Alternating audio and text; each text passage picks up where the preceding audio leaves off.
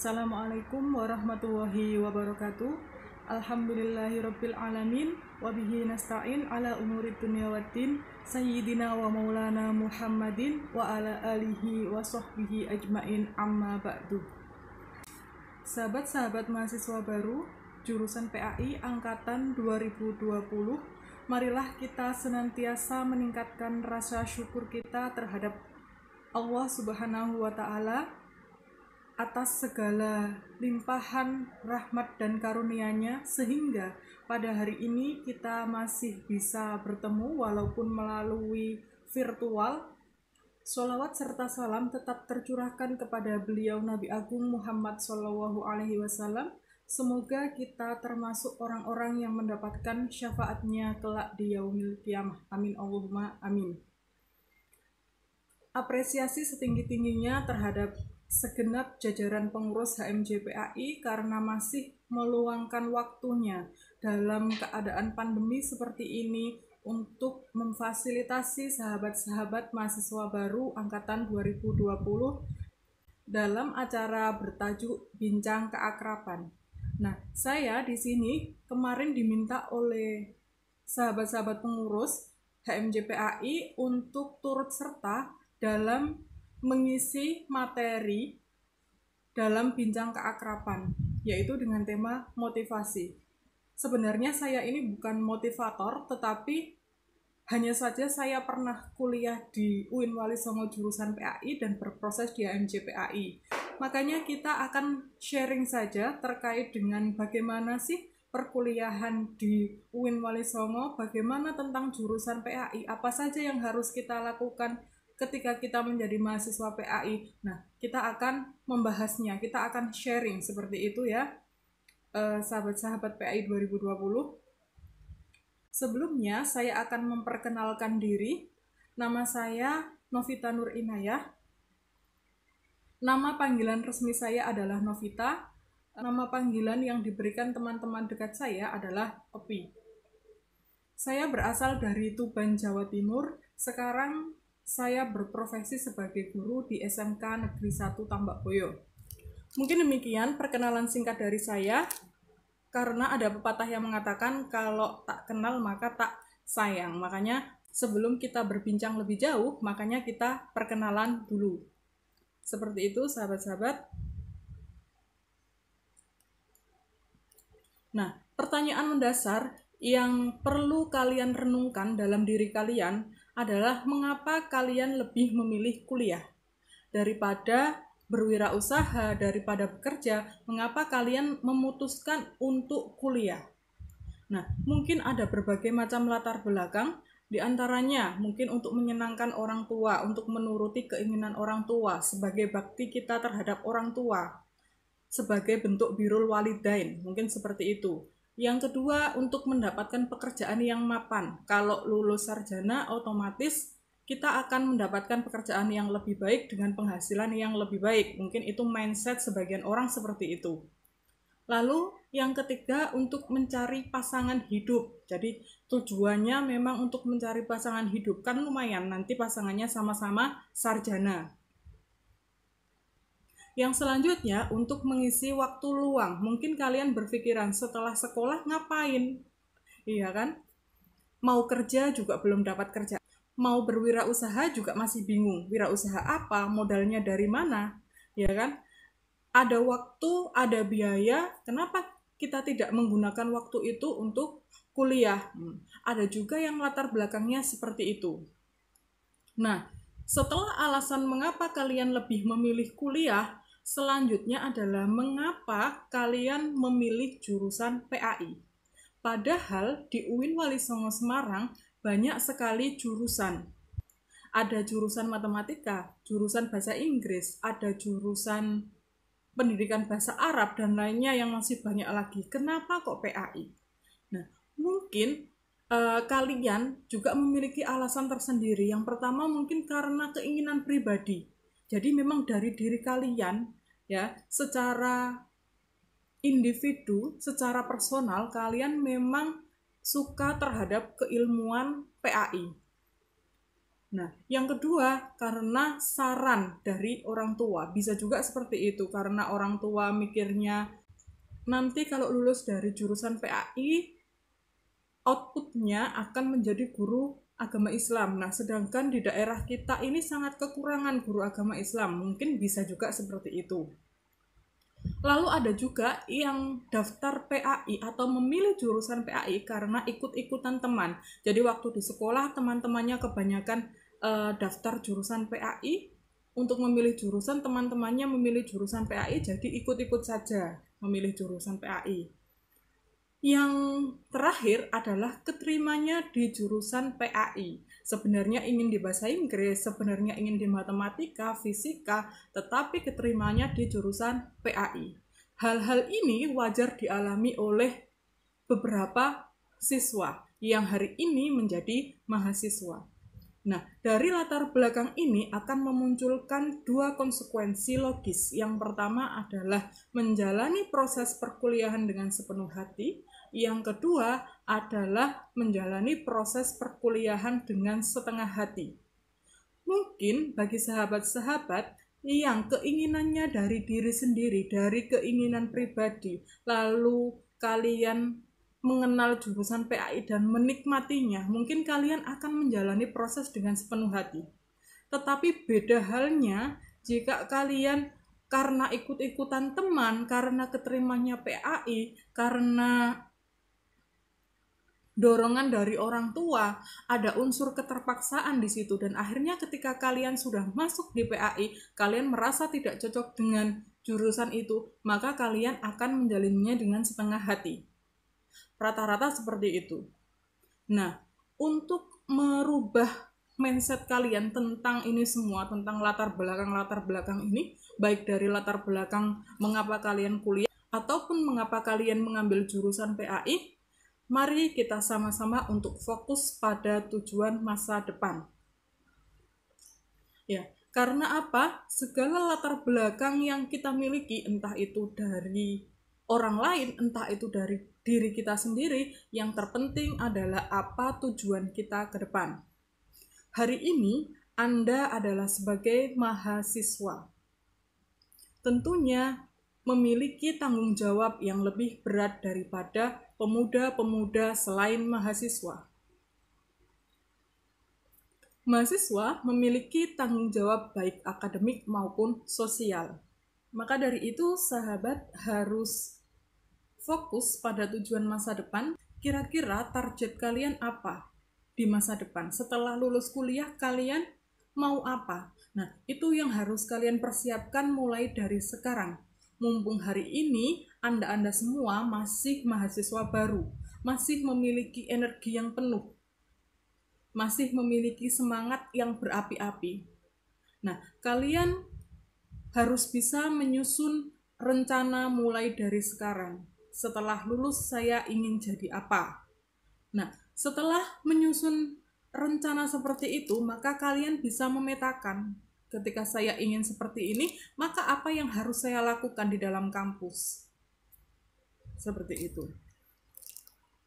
Jadi kalau menurut saya, apapun jurusan kita ketika kuliah, ya, tentunya itu sedikit ya, ada pengaruh. Kalau dibilang ada pengaruh terhadap nanti pekerjaan kita memang ada, tetapi tidak bisa 100% mempengaruhi. Yang mempengaruhi adalah proses kita ketika kita di kampus. Bagaimana kita mengembangkan kapasitas diri kita, itu yang sangat mempengaruhi. Hari ini Anda adalah mahasiswa jurusan PAI di kampus UIN Wali Songo Semarang. Tentunya Anda harus banyak bersyukur. Karena di luar sana banyak pemuda-pemuda seusia kalian yang ingin mengenyam pendidikan di bangku kuliah tetapi tidak tersampaikan. Nah, mahasiswa berbeda dengan siswa. Mahasiswa memiliki dua tanggung jawab. Yang pertama adalah tanggung jawab akademik, yang kedua adalah tanggung jawab sosial. Tanggung jawab akademik berkaitan dengan keilmuan kalian, kapasitas keilmuan kalian. Sedangkan tanggung jawab sosial berkaitan dengan peran kalian di masyarakat. Jadi hari ini Anda adalah mahasiswa, 10 atau 20 tahun yang akan datang Anda akan menjadi penerus bangsa. Nah, maka dari itu perlu adanya pengembangan kapasitas diri. Kalau kuliah hanya sekedar dari kos-kosan, datang ke kampus, duduk, mendengarkan, Anda bisa lulus. Tetapi Anda lulus hanya akan membawa satu lembar kertas bertuliskan transkrip nilai atau bertuliskan ijazah. Nah, berbeda halnya dengan mahasiswa yang ikut aktif dalam berbagai macam organisasi. Mereka tidak hanya mendapatkan ijazah, tidak hanya mendapatkan transkrip, tapi mereka memiliki berbagai macam pengalaman.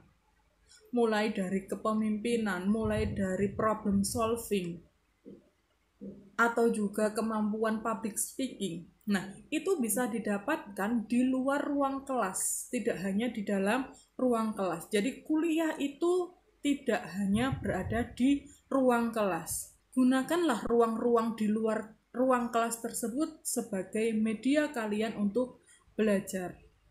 Maka dari itu, kalian harus fokus pada tujuan masa depan. Anda ingin menjadi apa? Anda mempunyai cita-cita apa? Tuliskan mulai sekarang. Nah, tentunya berbeda sekali antara keadaan sekolah dan keadaan di kampus. Banyak sekali perbedaan-perbedaan ketika kita masih menjadi siswa dan ketika kita sudah menjadi mahasiswa.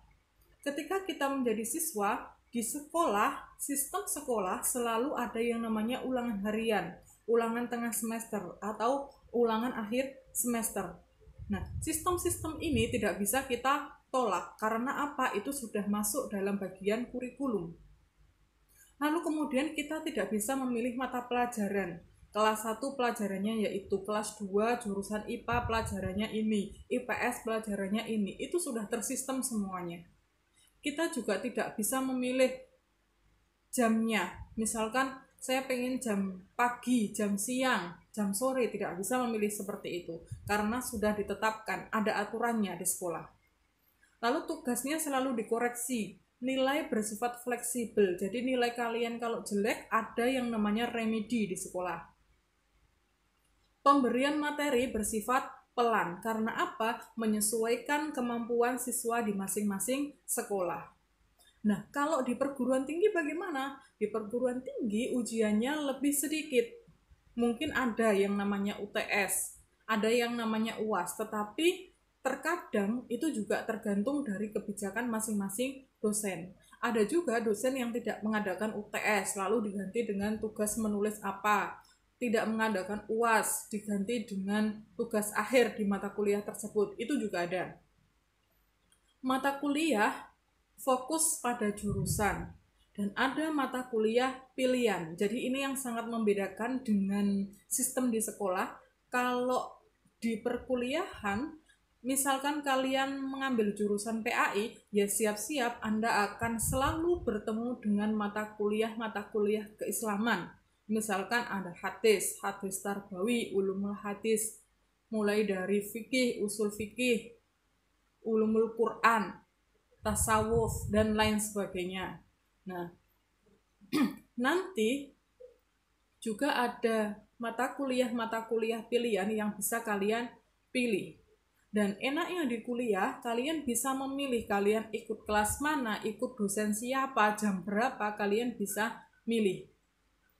Lalu yang selanjutnya, belajarnya bersifat mandiri. Belajar mandiri adalah dengan menambah pengetahuan kalian sendiri. Jadi ketika kita sudah menjadi mahasiswa, kita tidak bisa selalu bergantung pada dosen. Berbeda ketika kita masih menjadi siswa. Kalau kita masih menjadi siswa, mungkin guru itu akan lebih peka terhadap peserta didiknya. Oh, anak didik saya kurang di materi ini, belum paham di materi ini. Itu mungkin guru memperhatikan seperti itu. Tetapi di kampus berbeda lagi.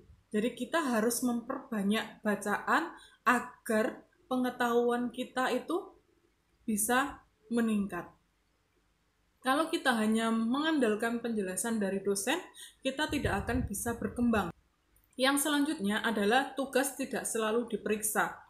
Tidak seperti di sekolah. Kalau di sekolah misalkan kalian disuruh mengerjakan latihan 5, latihan 2, itu selalu diperiksa oleh guru. Nah, tetapi di perkuliahan ini tidak selalu diperiksa. Misalkan kalian disuruh untuk buat makalah, ya sudah, kalian bisa presentasi, nanti yang menanggapi adalah teman-teman kalian dalam satu kelas. Lalu nilai dalam perkuliahan lebih bersifat tegas. Jadi kalau dalam sebuah mata kuliah Anda menguasai, misalkan Anda akan mendapat nilai A, nilai B+, B, C, bahkan D ataupun E. Jika tidak lulus, tidak ada yang namanya remedi. Maka kalian harus mengulanginya di semester depan. Itu yang terpenting. Lalu yang terakhir adalah tanggung jawab sosial dan juga akademik. Yang seperti saya bilang tadi, bahwasanya mahasiswa memiliki tanggung jawab sosial dan juga tanggung jawab akademik. Tanggung jawab akademik berkaitan dengan pengetahuan kalian, wawasan kalian. Sedangkan tanggung jawab sosial berkaitan dengan peran kalian di masyarakat. Bagaimana Anda hari ini akan menentukan bagaimana Anda di masa depan. Nah, maka dari itu Anda harus mengoptimalkan proses perkuliahan sebagai bekal setelah lulus. Di sini saya menganalogikan proses perkuliahan dengan analogi persiapan naik gunung. Sebelum kita naik gunung, pasti kita akan berbelanja dan menyiapkan banyak keperluan. Ya kan? Kita bisa berbelanja di pasar atau di warung-warung tetangga untuk menyiapkan bahan makan dan lain sebagainya. Lalu kita bisa menyiapkan perlengkapan, baik itu milik kita sendiri, menyewa atau pinjam teman. Itu juga bisa kita lakukan. Kita bebas memilih. Kita bebas untuk membawa apa saja.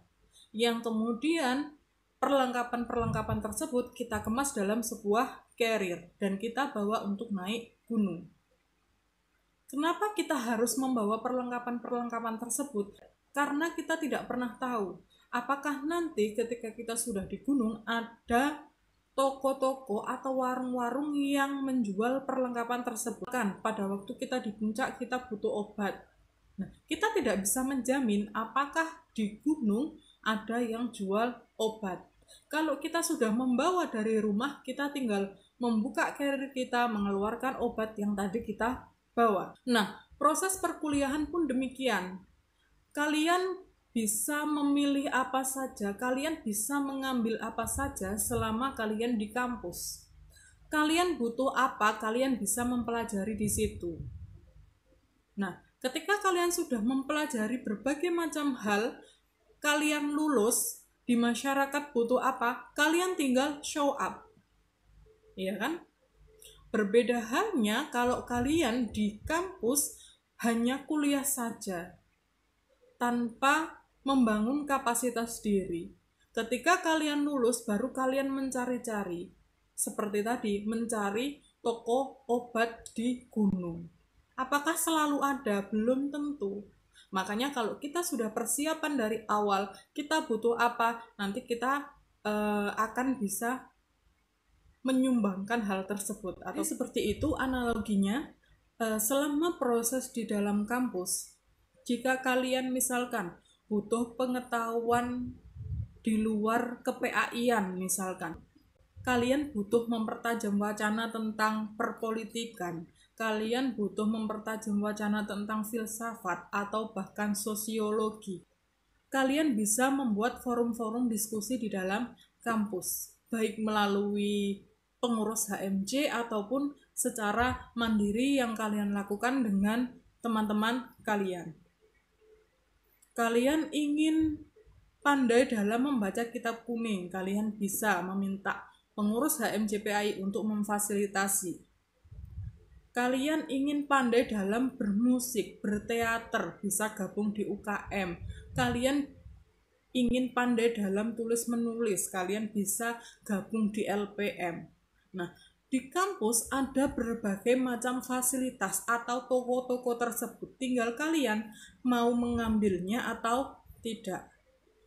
Nah, kemampuan-kemampuan tersebut sebagai bekal setelah kalian lulus. Diibaratkan ketika kalian sudah sampai di gunung. Nah, kita tidak pernah tahu bagaimana situasi di gunung. Begitu juga dengan kehidupan kita. Kita tidak pernah tahu kondisi apa yang akan ada pada diri kita, kondisi apa yang akan kita alami ketika kita sudah lulus kuliah. Kalau kita punya banyak pengalaman selama kita kuliah, di masyarakat ada agenda apa, ada kegiatan apa, kita bisa menyumbangkan gagasan. Berbeda halnya ketika kita tidak punya pengalaman apa-apa, ketika di masyarakat kita hanya akan ikut, ya kan? Tetapi kalau kita punya banyak pengalaman, bahkan kita bisa menyumbangkan ide, bisa menyumbangkan gagasan. Kita berperan sebagai subjek di masyarakat. Itu yang harus sahabat-sahabat renungkan mulai dari sekarang.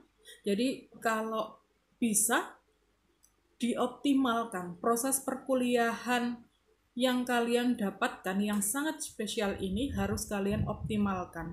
Karena di luar sana masih banyak pemuda seusia kalian yang ingin berada pada posisi kalian. Nah, dalam menunjang pengembangan kapasitas diri, maka ketika kita berada di kampus harus bisa menyeimbangkan antara perkuliahan dan organisasi. Ya, saya tidak akan bilang bahwasanya organisasi itu lebih penting. Saya juga tidak akan bilang bahwa kuliah itu lebih penting. Tetapi di sini dua-duanya penting dan harus seimbang. Karena jika kalian kuliah saja tidak pernah ikut organisasi, maka itu yang akan kalian dapatkan, yaitu lulus hanya mendapatkan selembar kertas, lulus hanya dengan membawa selembar kertas. Tetapi jika kalian organisasi saja misalkan, kuliahnya terabaikan, lalu kapan kalian akan berbaur dengan masyarakat? Lalu kapan kalian akan mengamalkan ilmu-ilmu kalian di masyarakat? Makanya dua-duanya harus seimbang, baik kuliah ataupun organisasi. Nah, dalam perkuliahan, hal-hal yang perlu diperhatikan adalah yang pertama, rajin membaca. Kunci utama seorang mahasiswa untuk memiliki pengetahuan yang luas adalah dengan rajin membaca. Kita tidak bisa mengandalkan informasi yang diberikan oleh teman-teman kita ketika presentasi makalah. Kita tidak bisa mengandalkan penjelasan-penjelasan yang diberikan oleh dosen. Karena hal-hal yang seperti itu sifatnya pasti singkat dan hanya terfokus pada mata kuliah tersebut. Berbeda halnya jika kita banyak membaca, maka kita akan mempunyai banyak sudut pandang, memiliki banyak referensi. Yang kedua adalah menyimak dan membuat catatan kuliah. Jadi tidak ada istilahnya dalam perkuliahan atau menjadi mahasiswa itu diaban-abani. Ini harus dicatat, ini harus dirangkum, itu tidak ada. Berbeda dengan siswa. Makanya kita harus punya inisiatif. Kira-kira apa yang disampaikan di dalam kelas, apa yang disampaikan dalam diskusi, apa yang penting, apa titik poinnya. Kita harus bisa membuat catatan. Dan ini tergantung pada masing-masing individu. Kalau kalian orangnya malas, pasti dalam buku catatan kalian kosong. Nah, yang selanjutnya adalah banyak berdiskusi. Diskusi ini banyak memberikan sumbangsih terhadap pembangunan kapasitas diri kita, terutama dalam bidang pengetahuan. Sedikit cerita, dulu banyak sekali forum-forum diskusi yang diselenggarakan di kampus ketika sore hari. Jadi, satu hari itu bisa ada 2-3 forum diskusi dengan kajian yang berbeda-beda. Ada kajian filsafat, ada kajian ideologi, ada kajian keislaman, ada kajian politik, dan lain-lainnya. Itu banyak tersedia di kampus. Dan ketika sore hari, ketika teman-teman itu sudah selesai kuliah, rata-rata pada ikut forum-forum diskusi tersebut. Saya tidak tahu apakah sekarang masih berjalan forum-forum diskusi itu, tradisi-tradisi berdiskusi itu apakah masih berjalan hingga saat ini. Nah, Dulu ketika saya di organisasi intrakampus di HMJPAI maupun di ekstra yaitu di PMII, kebetulan saya berada pada departemen yang sama yaitu departemen kajian. Di HMJ juga berada di Departemen Pendidikan dan Penalaran, di PMII berada di Lembaga Kajian dan Penerbitan. Nah, dua-duanya sama-sama fokus tentang kajian. Jadi di HMJPAI juga mengikuti diskusi, di PMII juga mengikuti diskusi. Dan hal ini yang membuat saya itu ketagihan. Jadi ketika saya melanjutkan kuliah di UIN Malang, S2 di UIN Malang, itu rasanya tidak enak, tidak ada diskusi itu. Karena apa? Orientasinya mahasiswa S1 sama S2 itu sudah berbeda. Kalau mahasiswa S1 mungkin mereka masih seperti kalian, ingin mencari banyak pengalaman, ingin banyak berproses. Tetapi berbeda halnya dengan mahasiswa S2 yang latar belakangnya berbeda-beda, yang tujuannya berbeda-beda pula. Ada yang hanya ingin mencari ijazah saja karena tuntutan di pekerjaannya. Seperti itu juga ada. Makanya di program pasca sarjana itu jarang sekali ada diskusi-diskusi kelompok seperti di program S1. Mungkin ada diskusi di dalam kelas ataupun melalui seminar-seminar. Itu kan yang terkesan formal. Nah, diskusi-diskusi lesehan yang santai yang bisa membahas tentang apapun itu jarang. Di program pasca sarjana ini karena memang kebiasaan di S1 itu banyak mengikuti forum-forum diskusi, di sini saya merasa bahwasanya kok enggak enak kalau kuliah itu hanya berada di ruang kelas. Kuliah itu hanya mendapatkan pengetahuan dari seminar-seminar, dari penjelasan dosen, dari penjelasan teman-teman kita. Rasanya kok kurang, rasanya kok ada yang kurang seperti itu. Maka ketika kuliah di pasca sarjana, saya mengajak teman-teman saya dari berbagai macam jurusan itu untuk mengadakan sebuah forum diskusi. Jadi kita punya sebuah forum diskusi. Dulu angkatan saya itu ada sebuah forum diskusi yang dilaksanakan setiap malam Jumat. Diskusi ini diikuti oleh mahasiswa dari berbagai jurusan dan berbagai angkatan. Pokoknya siapa yang mau ikut, mari kita gabung. Nah, di situ temanya kita membahas tema-tema di luar perkuliahan. Yang selanjutnya adalah membuat karya tulis yang baik. Kalau kalian di semester-semester awal mungkin karya tulisnya berupa pembuatan makalah. Ya, nanti kalau kalian mau lulus karya tulisnya berupa skripsi. Nah, di samping dua hal itu kalau bisa kalian banyak menerbitkan tulisan atau banyak menulis, banyak berlatih menulis artikel, opini, esai. Nah, semuanya itu bisa kalian pelajari. Karena apa? Pengalaman ya. Ini saya bercerita sedikit pengalaman. Kalau kita sudah lulus, kita melamar pekerjaan, yang ditanya itu bukan IP kamu berapa, kamu lulus berapa tahun. Itu tidak seperti itu. Tetapi yang ditanya adalah satu, pengalaman organisasimu. Kamu aktif di apa ketika kuliah? Yang kedua, kamu punya karya tulis apa tidak? Ya, tentunya yang sudah diterbitkan. Nah, kalau di CPNS dosen itu lebih detail lagi.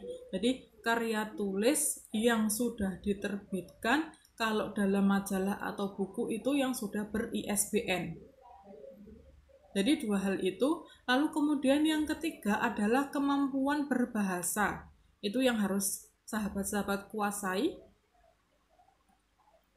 baik berbahasa Inggris maupun berbahasa Arab. Nah, yang selanjutnya adalah terkait dengan organisasi. Di kampus ada organisasi intra, ada organisasi ekstra, ada juga UKM-UKM. Nah, sahabat-sahabat bisa memilih ingin aktif di mana, apakah ingin aktif di organisasi intra, apakah ingin aktif di organisasi ekstra, ataukah di UKM. Kalau dulu saya mencoba untuk memilih semuanya, jadi semuanya itu tak ikuti. di awal-awal saya mahasiswa baru, UKM di fakultas ikut, UKM di dulu itu namanya UKM Institut. Ya, itu juga ikut, di organisasi intra juga ikut di HMJPAI, di organisasi ekstra juga ikut di PMII.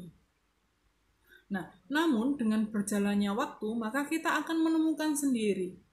Jadi sahabat-sahabat itu jangan takut untuk mencoba. Jangan selalu tergantung dengan teman. Jadi pilihan kita itu adalah kita yang menentukan, kita yang menjalani. Jangan ikut-ikutan teman. Kita pengen memperdalam tentang hal apa, daftarlah di sana. Di UKM-UKM itu sudah disediakan oleh kampus. Tinggal nanti berjalannya waktu, kira-kira mana yang sesuai dengan diri kalian. Nah, silakan itu ditekuni. Seperti itu. Jadi baik kuliah maupun organisasi harus seimbang, tidak ada yang lebih penting. Nah, bagaimana untuk menyeimbangkan kedua hal ini? Kuncinya ada di manajemen waktu. Sahabat-sahabat harus bisa memanage waktu ketika menjadi mahasiswa. Yang pertama, harus menghilangkan kemalasan. Namanya mahasiswa, jangan bermalas-malasan. Apalagi hari ini gangguannya banyak sekali untuk menjadikan orang malas. Yang kedua, jangan menunda pekerjaan. Kalau sudah mendapatkan pekerjaan apa, ya silakan dikerjakan. Jangan menunda besok.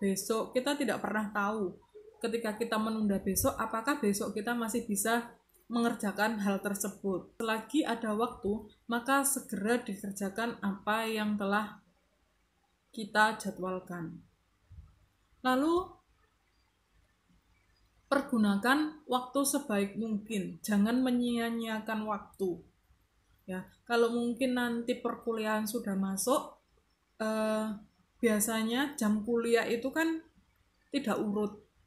Misalkan pagi ada kuliah, nanti jam kedua kosong, lalu nanti sorenya lagi ada kuliah. Nah, di sela-sela itu, kalian jangan membuang-buang waktu. Pergunakan hal itu sebaik mungkin.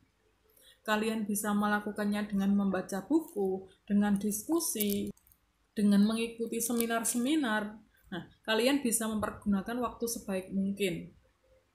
Yang selanjutnya adalah kurangi melakukan hal-hal yang tidak penting. Nah, hal-hal yang tidak penting itu apa saja? Tentunya kalian sendiri yang tahu. Hal yang tidak penting apa dalam hidup kalian? Tentunya berbeda antara satu mahasiswa dengan mahasiswa yang lain, tentunya berbeda. Jadi seperti itu, antara kuliah dan organisasi sama-sama penting. Kita tidak bisa mengesampingkan salah satunya. Nah, kita harus bisa memanage waktu yang kita miliki agar kuliah jalan, organisasi juga jalan. Karena kuliah saja tanpa organisasi, maka kita tidak akan mendapatkan apa-apa selain kertas dan angka. Organisasi saja tanpa kuliah, kita tidak bisa mengimplementasikan apa yang kita pelajari di dalam masyarakat. Lalu yang selanjutnya terkait dengan kelulusan. Ini yang biasanya membuat mahasiswa-mahasiswa itu galau. Yang sahabat-sahabat yang akademis banget, pasti lebih mengejar kelulusan tepat waktu, yaitu di semester 8. Bagi teman-teman yang sibuk berorganisasi, pasti mengesampingkan yang namanya kelulusan. Nanti saja lulus, baru semester 8, baru semester 9. Nah, lama-lama ketika kita menunda hal tersebut, maka tidak terasa kita sudah 14 semester dan di DO. Nah, jadi lulus itu juga penting. Bagi sahabat-sahabat mahasiswa baru, kira-kira nanti kalau kalian disuruh memilih, kalian akan memilih lulus tepat waktu atau lulus di waktu yang tepat. Nah, dua hal ini berbeda. Yang pertama, kalau memilih lulus tepat waktu, tentunya tepat di 8 semester. Tetapi kalau memilih lulus di waktu yang tepat, di sini waktunya belum tentu, bisa juga 8 semester, 7 semester, bisa juga 9 semester, bisa juga 14 semester, ini adalah lulus di waktu yang tepat. Nah, untuk lulus di waktu yang tepat, kita harus menganalisis dua hal. Yang pertama adalah analisis kebutuhan, yang kedua adalah analisis keadaan. Analisis kebutuhan terkait dengan kebutuhan diri kita sendiri. Kebutuhan secara keilmuan apakah sudah terpenuhi? Kebutuhan dalam meningkatkan kapasitas diri apakah sudah terpenuhi? Kebutuhan dalam membangun jaringan, membangun relasi, apakah sudah terpenuhi? Nah, hal-hal ini yang bisa mengidentifikasi adalah diri kita sendiri. Makanya, waktu yang tepat bagi diri kita dengan orang lain tentunya berbeda. Yang kedua adalah analisis keadaan. Bagaimana keadaan orang tua kita yang membiayai kita? Bagaimana keadaan pendidikan di daerah kita? Hal itu juga menjadi referensi bagi kita untuk menentukan lulus di waktu yang tepat. Jadi, semua punya keadaan yang berbeda-beda, semua punya kebutuhan yang berbeda-beda. Tinggal bagaimana kalian bisa mengkondisikan kebutuhan dan keadaan kalian. Makanya saya tidak akan bilang jangan cepat-cepat lulus atau jangan lama-lama lulus. Kita tidak bisa menentukan hal itu. Kalian yang bisa menganalisis kebutuhan kalian, kalian yang bisa menganalisis keadaan kalian. Kalau pesan dari saya, pergunakan waktu sebaik mungkin ketika kalian menjadi mahasiswa. Karena apa? Kita belum tentu menjumpai hal-hal yang demikian ketika kita di masyarakat. Ibarat naik gunung tadi, ketika kita di masyarakat kita butuh apa? Kita tinggal mengeluarkan dari karir kita. Kita sudah memiliki banyak sekali keahlian. Jadi di masyarakat ingin apa, butuh apa, kita bisa memberikan sumbangsih. Seperti itu. Dan satu hal yang harus sahabat-sahabat mahasiswa baru ingat, bahwasanya Anda sekarang hari ini menjadi mahasiswa. Tapi 10 tahun ke depan, 20 tahun ke depan, kalian akan melanjutkan perjuangan bangsa Indonesia ini. Terutama dalam mendakwahkan Islam. Dalam menyampaikan Islam, karena bagaimanapun Anda semua ini adalah calon sarjana pendidikan agama Islam. Maka pesan saya, sampaikanlah ajaran-ajaran Islam itu yang berwawasan sejuk dan menyejukkan. Sampaikanlah ajaran-ajaran Islam yang moderat. Sampaikanlah ajaran-ajaran Islam yang tidak menghakimi antara satu orang dengan orang lain. Sampaikanlah ajaran Islam yang teduh, yang sejuk. Karena Indonesia hari ini butuh Islam yang demikian. Baik nanti kalian akan berjuang di bidang pendidikan ataupun di bidang yang lainnya, tentunya yang harus kalian bawa, yang harus kalian sampaikan adalah ajaran atau nilai-nilai dasar Islam yang sejuk, yang toleran, yang moderat. Karena kalian adalah lulusan dari jurusan PAI UIN Wali Songo Semarang. Mungkin seperti itu yang bisa saya sampaikan. Saya tidak bisa menyampaikan banyak hal karena seperti yang saya bilang di awal, saya sebenarnya bukan motivator, tetapi kita hari ini hanya sharing saja terkait dengan pengalaman apa yang pernah saya alami, dan kalian bisa mengambil apa-apa yang penting dari yang saya sampaikan. Kalau mungkin ada yang berguna ya silakan dicontoh, silakan ditiru, tetapi kalau dirasa tidak penting ya sudah diabaikan saja. Terima kasih atas waktu yang kalian luangkan untuk menyimak perbincangan ini, karena memang kita tidak bisa bertatap muka secara langsung. Kalaupun tatap muka secara langsung juga belum tentu saya bisa karena jarak yang jauh, seperti itu. Di sini saya mengambil quote bukan dari tokoh-tokoh hebat, tetapi di sini saya mengambil quote yang sering ataupun pesan yang sering disampaikan oleh ibu saya, bahwasanya segala sesuatu yang terlihat mata pasti bisa dipelajari. Terima kasih, sekian dari saya, kurang lebihnya mohon maaf. Wal muwaffiq ila aqwamit thoriq. Wassalamualaikum warahmatullahi wabarakatuh.